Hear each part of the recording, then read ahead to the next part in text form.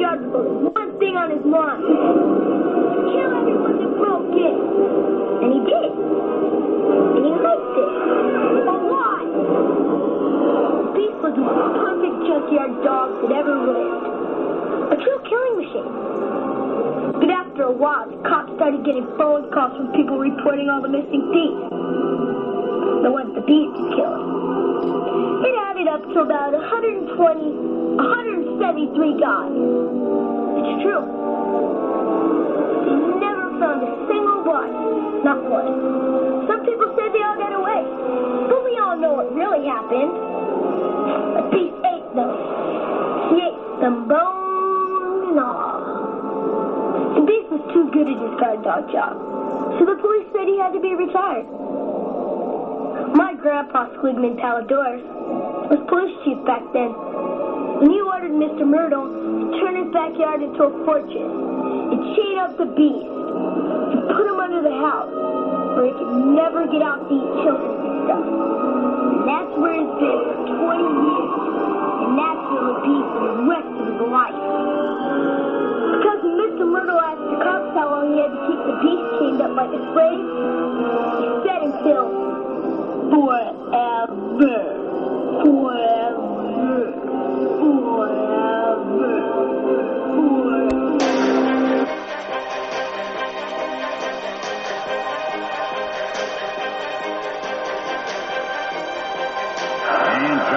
One more time set, and here comes the 2-2 pitch to Edgar Martinez down. A fastball swung on, hit the deep center field. Freddie Williams goes back, and it is get off the line, and the push it this time, Grandma. It is a grand salami, and the Mariners lead it 10-6. I don't believe it.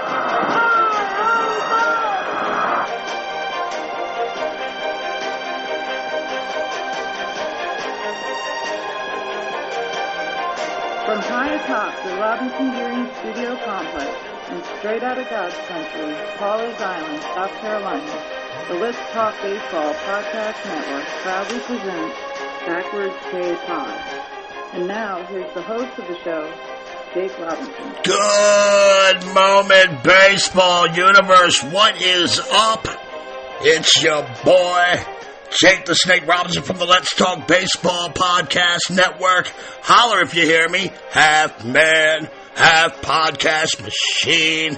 Back in the Captain Kirk chair, shields down, photons up 20 degrees, port, full throttle. Prepare to engage on this week's digital audio show that I call Backwards K-Pod, where we collect ball players and their stories. Backwards K-Pod is available on all major podcast platforms or wherever you listen to your pods. If you're on Apple or Spotify, please remember to rate and review me as you see fit. I ain't skirt. I prefer to keep this Don Money dope-ass content free. That means no Patreon, no crowdsourcing. I'm never going to send my audience a bill for this content like I see other dudes do. I can't even find generic cream cheese in the grocery store these days. And I'm going to Patreon you guys? I don't think so. That just doesn't sit right with me. So, look, I'm going to roll up my sleeves and do this the old-fashioned way. Every week I'm going to bring you that free smoke into your hood. You can't miss me. I'm the dude in the hot pink Hummer riding on dubs. I'm going to hand out that fire, and all you got to do is listen, download, share, spread the good word about the good brother Jake the Snake. Easy peasy, lemon squeezy. And like I said, I'm on all major platforms, but I'm also on many social sites, and you can find the show at on Twitter at backwards_K_podcast. And I've now begun to transfer audio files of Backwards K-Pod to the Let's Talk Baseball Podcast Network YouTube page. And I have additional content there, such as my one-on-one interview with guys like Bill Spaceman Lee, Bob Kendrick from the Negro Leagues Baseball Museum, and so much more.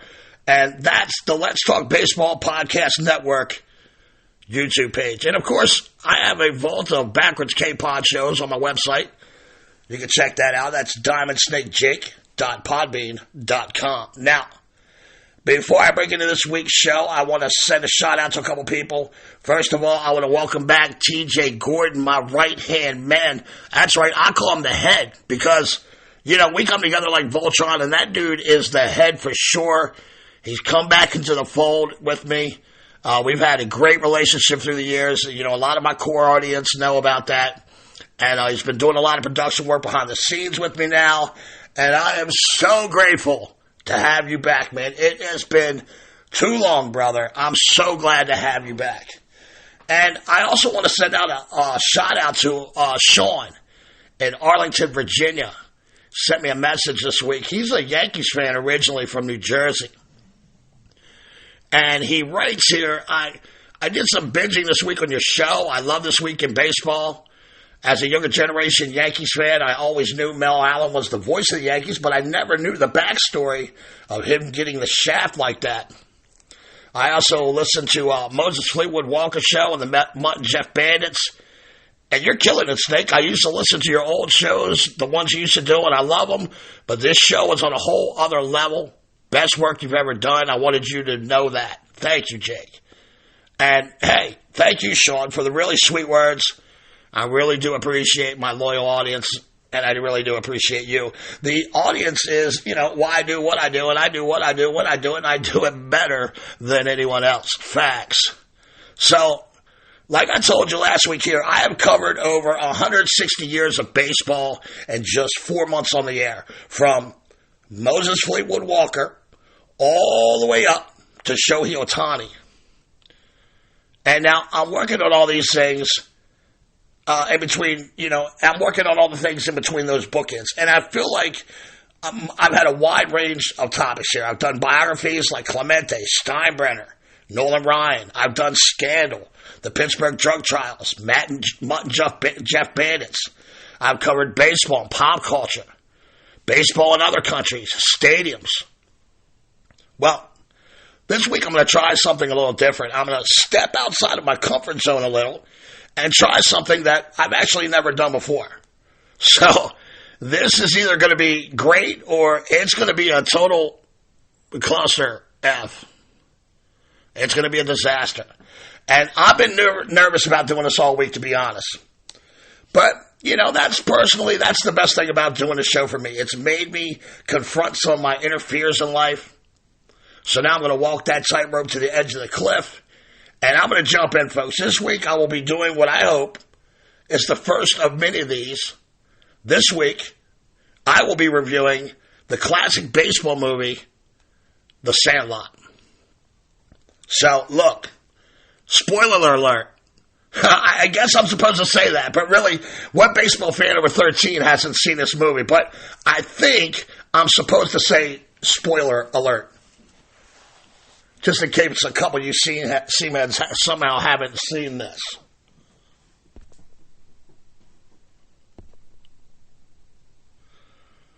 So, grab your old school PF Flyers tennis shoes, and here, have a piece of Bazooka Joe gum, and let's talk about The Sandlot this week. Now, The Sandlot is the 1993 American sports comedy movie written and directed by David Mickey Evans with Robert Gunter helping on the screenplay. David Mickey Evans wrote the story after thinking about his childhood when his brother was actually bit by a dog named Hercules after trying to retrieve a baseball. And it's a baseball story seen through the eyes of Scotty Smalls as he narrates about him and his childhood friends and their coming-of-age summer of 1962. The movie is actually narrated by the writer, David Mickey Evans. So, the movie follows the adventures of the baseball loving boys and their ragtag team on the Sandlot, a makeshift baseball field set in the LA suburbs. The movie was actually filmed in the suburbs of Salt Lake City, Utah, though. The new kid in town, Scotty Smalls, he's your typical awkward 13-year-old boy. He's played by Tom Geary, struggling desperately to make friends. He is shy, horrifically uncoordinated, and he has zero knowledge about baseball or probably sports in general. And his mother played by Karen Allen, has recently remarried, and Scotty has been struggling not only in his new environment, but also connecting with his new stepdad, Bill, who's played by Dennis Leary. And he will eventually befriend the best player of the gang, Benjamin Franklin Rodriguez. He's played by Mike Vitar. And after a rough start, the kids accept Smalls and all of his foibles, and they make him the 9th player.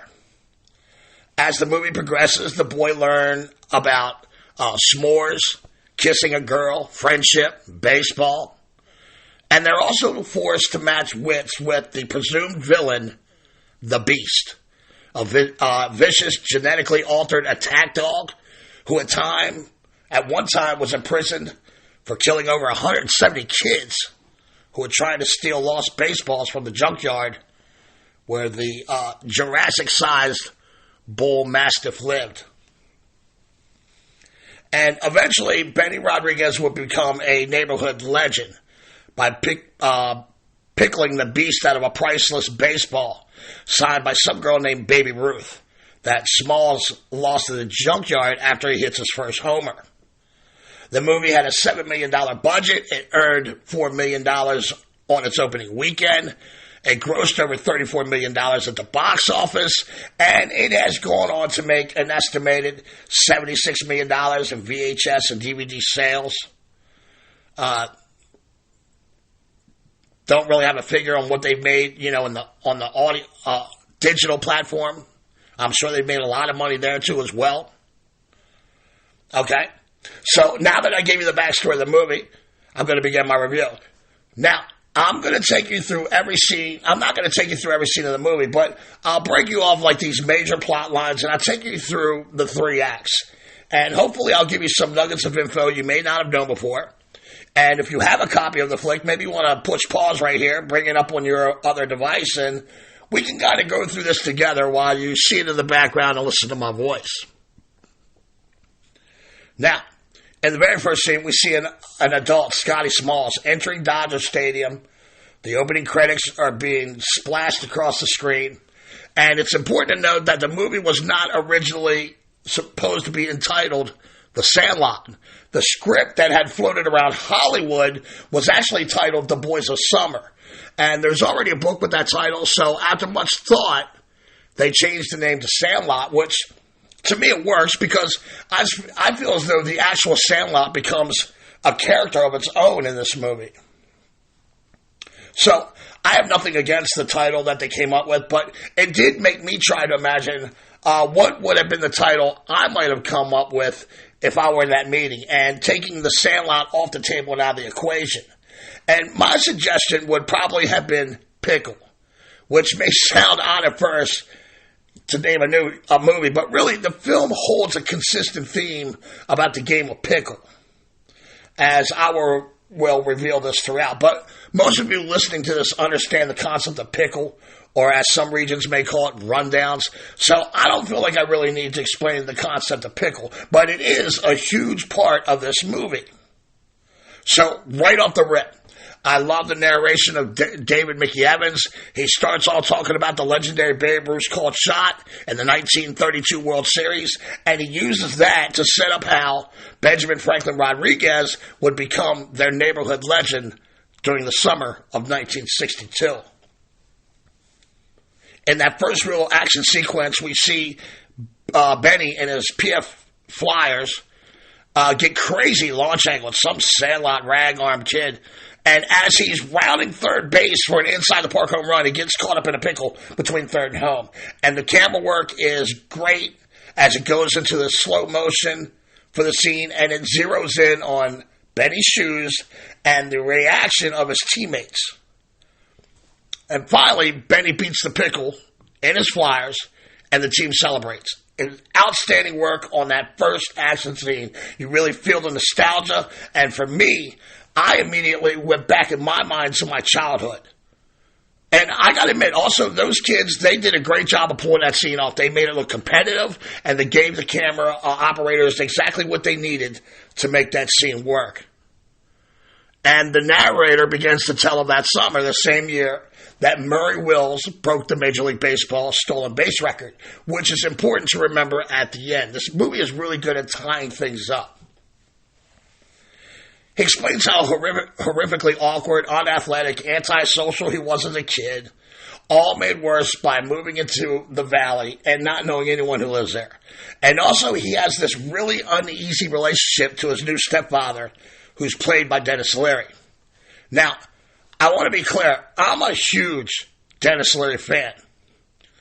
But I feel like he was a little wrong for this spot, especially when, where he was in his career at that time. Leary was one of the preeminent insult comics of the 80s and 90s. I mean, this is, after all, the guy who wrote the self-motivation book, Shut the Fuck Up, by Dr. Dennis Leary. So, honestly, I kept waiting for Leary to, lose it on this kid in the beginning. Seeing him so patient with Scotty and kind of belied his facial expressions, I'm sure he did what the script gave to him to work with, and he did it well. I just didn't think he fit in that role. I also felt like the script was a little wonky right there, too, as it gave this impression that Bill cared more about his Babe Ruth baseball than his stepson. The dynamics between Bill and Scotty are really cringy. And it was a really great job by the two for establishing this relationship, but it's a little shaky on the screenwriting there. Now, we learned Scotty followed the gang of boys he saw around town, and he noticed they went to the Sandlot to play baseball every day. And again, boom, great costumes, great baseball shots of the boys taking infield drills, and these kids are fantastic and believable. They're not a bunch of all-stars. They're just a bunch of normal kids like those in the audience, and along with Benny, who was amazing. So I think it works out great. And at the behest of Benny, they invited Smalls to play, and it doesn't really end well. Benny was played by former actor Mike Vitar, who only made a few appearances on film after the Sandlot. Some of you may remember him as Luis Mendoza in the Mighty Ducks sequel, and a 1997 guest shot on the hospital drama Chicago Hope. He did in real life become a Los Angeles firefighter in 2002, and he actually saved two other firefighters in 2003 during a house fire in Hollywood Hills. And I love Vitar right here in this role. And I love the Benny Rodriguez story arc. He doesn't let his amazing skill as a baseball player define who he is. He's layered in thoughtfulness and compassion that we see throughout the movie. He gives Smalls a better glove. He gives him fashion advice, burn his clothes. And he gives him a new hat. He gives Smalls a chance to catch the ball without being embarrassed. He saves the life of the perceived villain in the end. He truly is the big brother mentor of the story. I also love that in that very first Sandlot scene, a rule is established. The field is awesome, but it's also impractical because there is something dangerous behind that left field wall. Something alive and something terrifying. So hitting a home run is awesome when you're a cement freak at the age of 13, 14 and you drop dong. I mean, fellas, tell me, that's the greatest feeling you will ever have in the world until you learn about sex. Am I lying? You know I'm 100 on that.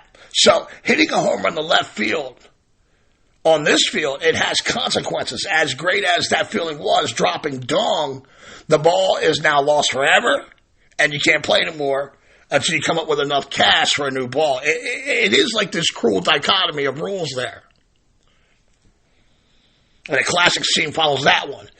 Smalls, who was embarrassed in front of the kid, he gets a little push from his mother, and he asks his stepdad, Bill, to teach him how to play catch. And again, Leary looks like he literally wants to throw a hammer at Scotty. He can't catch, he can't throw, and he just doesn't fit this guy. Because, in real life, Dennis Leary wants to kill that kid. And eventually, the game is called when Scotty gets drilled in the left eye. And you see, in the next scene, Bill slap a cold steak on Scotty's face to help from the swelling. And honestly, that was the most Larry thing he did in the movie, and it was fantastic. Now, the mother, played by Karen Allen, was an awesome mom. The kind of mom all boys want to have, right? Most of you remember her as Katie from the frat comedy movie Animal House in 1978. She also played Melanie Ravenwood in 1981's Raiders of the Lost Ark, and she would reprise that role in 2008 with Indiana Jones and the Kingdom of the Crystal Skulls. I would have liked to see more of her. She was warm. She wanted her son to assert himself and assimilate to his new life full of young promise and possibilities.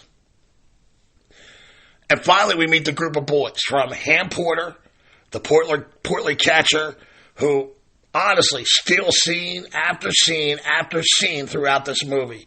He was literally the last boy casted, and of all of them, he was probably the gem. The production staff quickly realized what they had in an actor like Patrick Renna, and they let him improvise many of his lines, including when you see him talking trash in the batter's box and the big insult scene that comes later. All of that was improvised. He has since gone on to give performances in, 1993 film Son-in-Law with Pauly Shore, as well as the 2003's National Lampoon Dorm Days. Oh, and check this out. In 2018, he was in the Netflix original Glow, as well as some of his other works. But that's pretty amazing. Yeah, he was in that, and it never even connected with me. He's like this crazy super fan that loves women's wrestling. So it's kind of funny that he goes from being the guy saying, you play like a girl, to this rabid female wrestling fan. That's pretty funny. I just now noticed that. Chauncey Leopardi as Michael Squints Palladores, the nerdy pervert of the crew. And, of course, he's my personal favorite next to Benny. He has gone on to appear in Boy Meets World and Gilmore Girls, as well as the Sandlot sequels. Marty York, he played Yeah McLennan. He was known for starting each of his sentences with yeah. The movie was the highlight of his career. He did some spots on Boy Meets World, Hey Arnold, and he had some run-ins with the law in 2009, and since then he's kept a relatively low profile. Brandon Quinton Adams as the pitcher Kenny DeNunez in his heater pitch. First off, I love that they had a black kid. One more would have been really, really cool. But okay, we got our one. He's rocking that classic Monarch leg. So I imagine him as like this Satchel Paige kind of fan. We don't really learn much about him until the end, when Smalls tells the audience whatever happened to all these kids. But an interesting thing about Brandon, he was the kid who danced opposite of Michael Jackson's Smooth Criminal video. And folks, I'm going to tell you, that Smooth Criminal video was groundbreaking when it came out. He would go on to do shots in the Fresh Prince of Bel-Air and Sister Sister, as well as D2 Mighty Ducks. But I would highly recommend that if you've never seen that Michael Jackson Smooth Criminal, you should put it on there and watch that kid blow it up on the dance floor. It's amazing. I never knew that was the same kid. Amazing. Grant Gelt as Bertram Grover Weeks. Again, we don't get to know much about his character until the end of the flick. Much like Yeah and the Twins, we do find out in the end that he gets real wrapped up in the 60s hippie movement, and the boys never see him again. And it kind of figures, right, that he would be the one to turn the kids on to tobacco. It kind of fits. Grant began his acting career as a voiceover for Franklin in the miniseries This Is America, Charlie Brown, in 1998. Now, one of the most classic and certainly memorable scene in the movie is the infamous pool scene, which has been set up by Squints fawning over the beautiful Wendy Pfeffercorn when he spots her wearing this pastel green sundress that looks amazing on her. It fits her quite well, I must add. And then we see her in a red bathing suit at the pool, and Squints has had enough as he nearly drowns to kiss her while she performs CPR on him. And it is a must-see Hollywood moment. Oily and lotioning. I can't take it anymore. Because if any one of them had come up to any one of us, we'd have just peed our pants. We all went because Wendy Peppercorn was the lifeguard.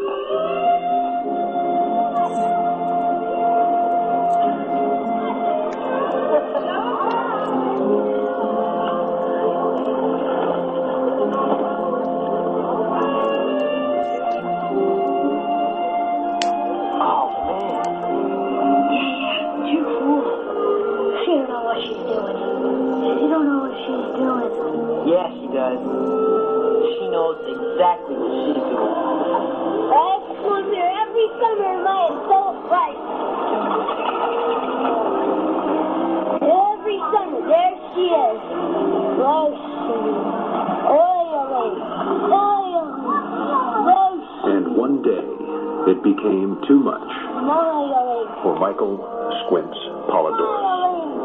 I can't take this no more. No. And he did the most desperate thing.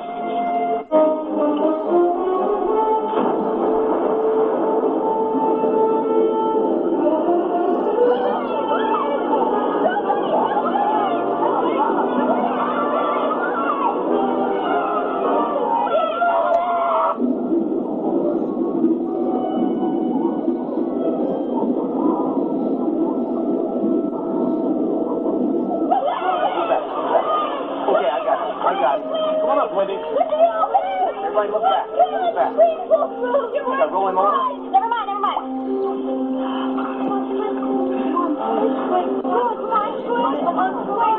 Squints, come on.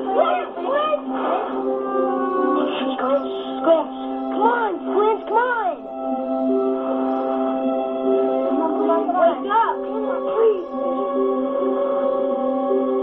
Come on, Squints, you can do it. Pull through, bud.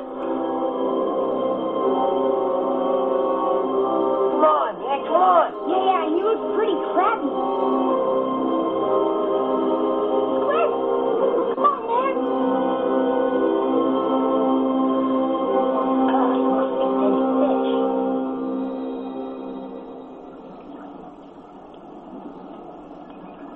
What? This magic moment. Little brother! Oh, man, this is deep shit.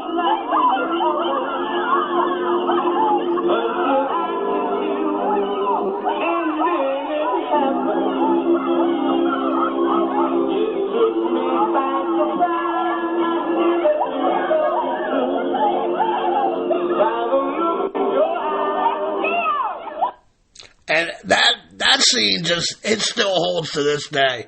I think it's a magnificent scene. I love the way the kids are reacting when they see him laid out before them on the deck, and they're like, "Oh man, he looks like crap. He looks like a dead fish." I mean, the whole thing is just so silly. And he kisses her, and it was his first kiss ever. And I'm sure most of us boys that played baseball growing up, the two things, most of us loved was girls and baseball. And, you always remember that first kiss.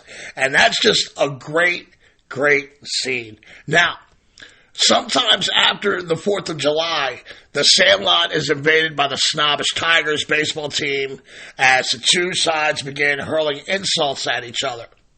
And for the most part, like I told you, the producers let the kids improvise their insults to make them more kid-like. And the argument ends when Ham tells a kid he plays like a girl.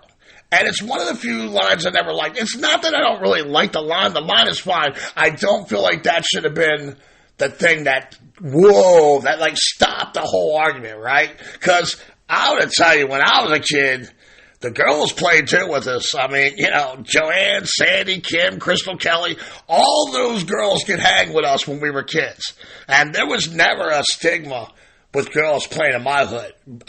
Bro, my Aunt Priscilla can straight fucking rake. So, for me, that comment was kind of out of place. And it's even more cringy today.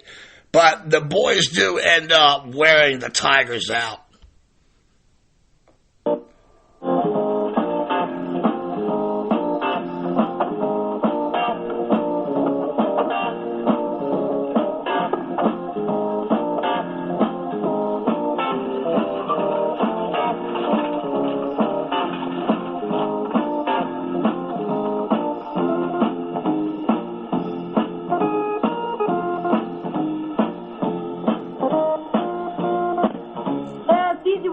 Bunch of rejects and fat kids, Rodriguez.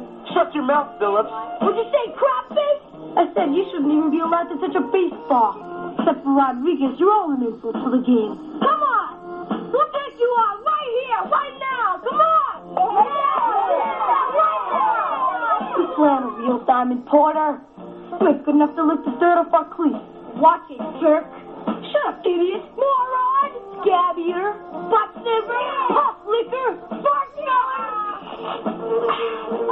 You eat dog crap for breakfast, geek. You mix your weed with your mama's told you. Yeah! You bounce for apples in the toilet. And you like it. You play ball like a dog.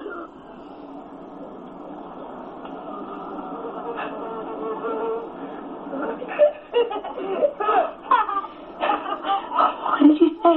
You heard me. Tomorrow, noon, at our field. Get the buffalo butt breath. Come on, pee drinking crap face. Yeah! Go!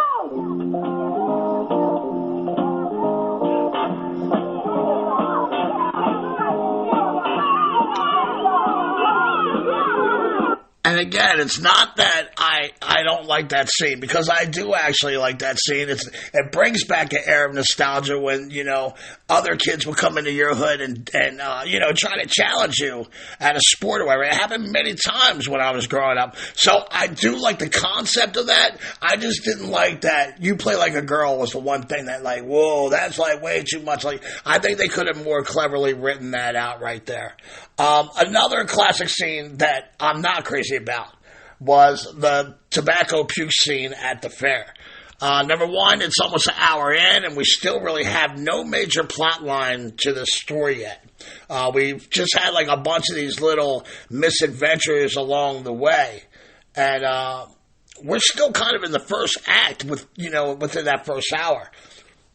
Secondly, this came out shortly after Stand By Me that had a puke scene at a fair, and I think if you wanted more of a misadventure out of the boys, I would have rather seen them together at a Dodgers game or something more baseball related for the boys to rally around, or even like a fishing trip or something.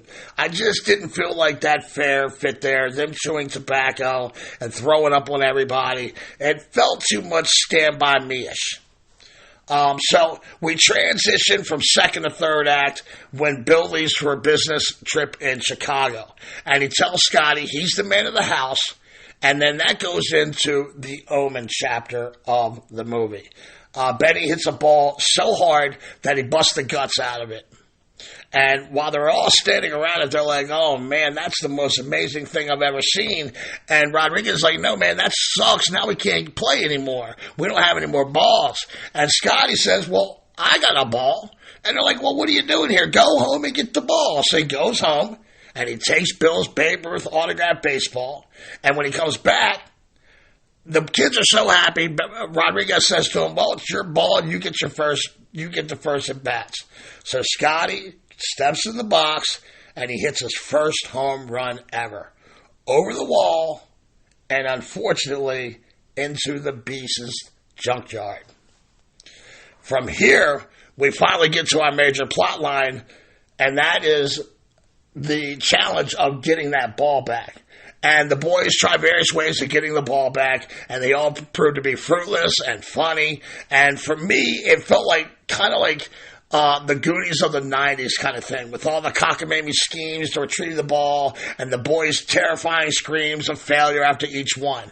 Let's see. They had a try with vacuum cleaners, right? That kind of tripped me out because they look like Electroluxes. They look like pretty good vacuum cleaners. And I'm going to tell you right now, my mother ain't letting me take that vacuum cleaner out there to try to get the ball out of the beach yard. And then all those vacuum cleaners blew up. Well, I don't know how much that ball's worth, but 3 Electroluxes back in the 60s, that's pretty expensive. They went through some money right there on that scene. The second try, they went airborne. And that was funny, too, where they dropped in this kind of rope contraption hanging from the treehouse. And he's got a baseball catcher's chest protector on, and he comes face to face with the dog, and hilarity ensues. That was really great. And finally, it was Science versus Beast. And I thought that was my favorite one, where they create this little contraption with the erector set, Squint staring through the knothole with this little cockamamie telescope thing he's got there. And, of course, the Beast just totally destroys that erector set. So, finally, after all that, each of them have a dream, which I felt was kind of interesting. Smalls had a dream that a Babe Ruth baseball fell out of the sky, hit him in the head, and completely drove him into the ground like a spike. Meanwhile, Benny had a dream of a different sort. He had a dream and he talked to Babe Ruth. And Babe Ruth basically told him what he had to do to take his game to the next level. So, Benny wakes up, he's going to pickle the Beast, and he's going to get that ball back. And what ensues next is one of the greatest chase scenes in history. Now, there is some creative license involved here because I don't know if any of you have ever had a bull mastiff, but those dogs, they're not conditioned to run out miles and miles and miles and chase a dude. Most of those bull mastiffs, and they don't catch it within the first 20 feet. They ain't running no further. So I thought it was really cool that they got this dog to just run and run and run. It's pretty amazing. So he decides he's going to pickle the Beast, and they get into this chase here. The dog winds up in a precarious position after the chase, and Benny and Scotty save the dog's life. It is here that it's finally revealed that while Scotty is the protagonist of the story, Benny is the classic hero of the neighborhood, and he will be forever known after that day as the Jet. The boys wind up meeting the Beast owner and find out the dog's name is actually Hercules.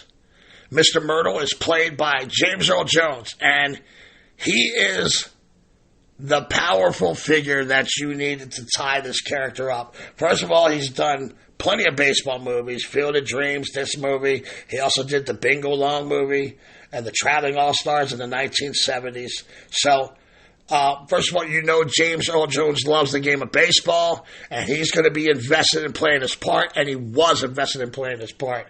He plays an old blind guy who somehow took a baseball up in the head, and it knocked his vision out when he was younger. And he tells the boys that he knew George. And I did find it interesting that he called him George twice. Not the Babe, he called him George. This signifies that, he and Ruth have a special relationship. And he also claims that the only better hitter than George himself was himself. I also found it interesting that the boys' reasoning for Mr. Myrtle not playing Major League Baseball was because of his blindness.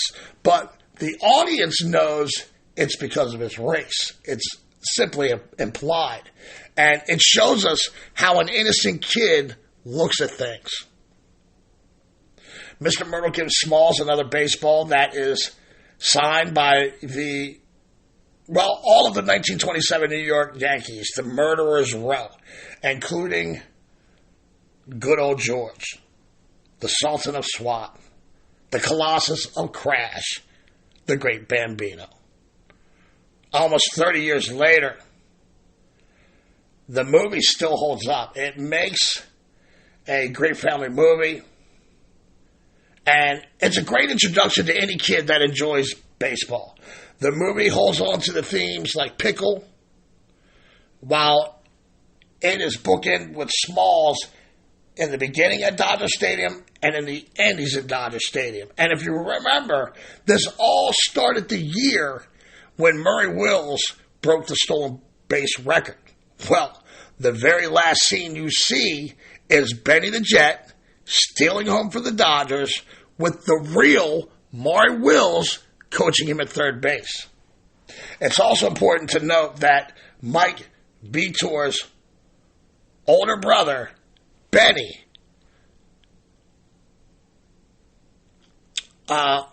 his older brother played him as Benny the Jet for the Dodgers. And that's it. It's just, it really holds to this day. I think it's a great baseball movie. It's definitely one that it's good for the whole family. The whole family can sit down and enjoy this together. For those guys over the years, and I found out that Yaya's parents shipped him off to military school. After the Army, he became one of the pioneering developers of bungee jumping. Of course, we all know why.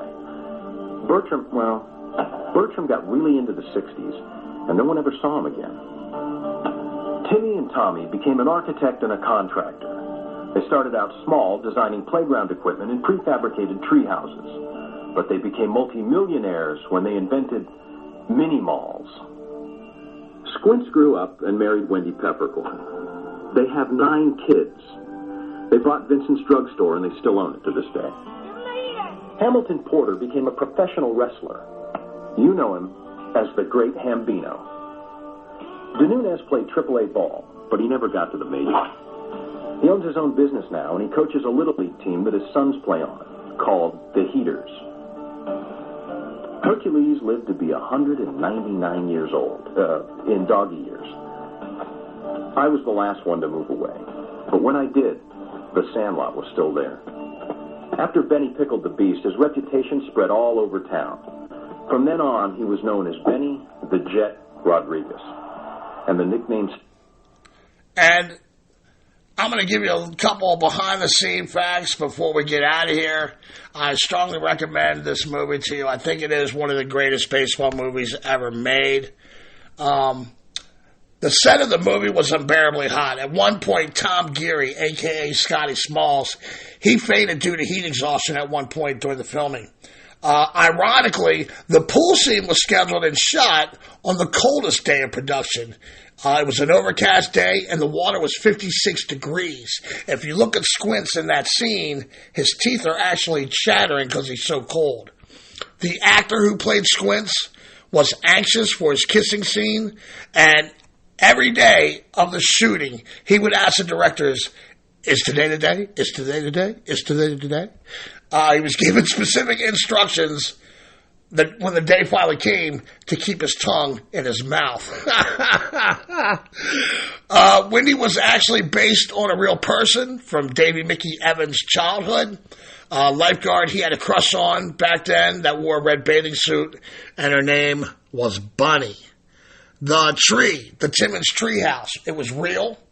But the tree was dying, and it had no foliage. So the art department made branches and leaves out of thin bamboo and leaves. And every piece of foliage that you see on that tree is man-made. It only took 42 days to shoot the film. That's pretty amazing when you consider all the moving parts and having kids involved. And they had it wrapped up in 6 weeks. This movie was predestined to be a hit. The real Squints, he sued 20th Century Fox because he didn't like his portrayal, and he sued for invasion of privacy and exploitation of his likeness.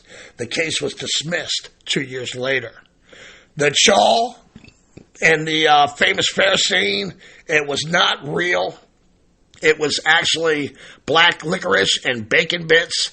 The vomit, of course, was fake as well. Split pea, soup, baked beans, oatmeal, water, and gelatin was the recipe for the Sandlot vomit. The beast was played by 2 English Mastiffs, and they also had a puppet that required multiple people to operate. after the infamous chase scene and Benny and Scotty saving Hercules, the once villainous dog. He gives all the baseball back, and then they kiss Small's face in appreciation. In order to get that dog to lick his face, they rubbed a bunch of Gerber's baby food on Tom Geary's face. The boys were crazily excited about meeting George Earl Jones, as many of the boys were Star Wars fans, and they once snuck into a rated R movie while on the set. Oh yeah, and one more thing before I wrap this beast up. Speaking about nuts, in that chase scene, a lot of full frontal nudity by Hercules the dog in that scene. I'm just saying, that could have been cleaned up a little. A lot of cock and balls when he's jumping through windows and over tables. So, like I said, the movie still holds. I know that some guys give thumbs up and thumbs down to their movies. Well, here Backwards K, I like to give a slash. So, here Backwards K, I'm going to give Sandlot a slash of 297, 364, 519, and a 128 OPS plus. And that is Hall of Fame status, baby, all day. Great movie. I hope you enjoyed today's show. That was fun. Maybe I'll do some more of these. I had fun doing this. I think it's pretty cool, but I also think this might be like a two-man thing. Something that you need another person to bounce ideas off. I'm always looking to try to, make things happen and try to push boundaries the best that I can. So we'll see how this works out, and maybe we'll do it again. Like I said, don't forget to follow, subscribe, spread the word, all that good stuff. You can find me a lot on Facebook at the most comprehensive house of baseball banter, the private group page, the Let's Talk Baseball Podcast Network. Next week, I'm going to be talking the friendly confines. That's right, Cubs fans. It's your turn. We're going to be learning about the history of Wrigley Field. And Chicago has always been a great supporter of mine through the years, and I can't wait to dig into Wrigley and give this back to you. But hey, that's another story for another pod. Parents, if you see your kid sitting on the couch looking bored, by all means, take him or her outside and play a game of catch. Thank you all for coming out. God bless and win the day.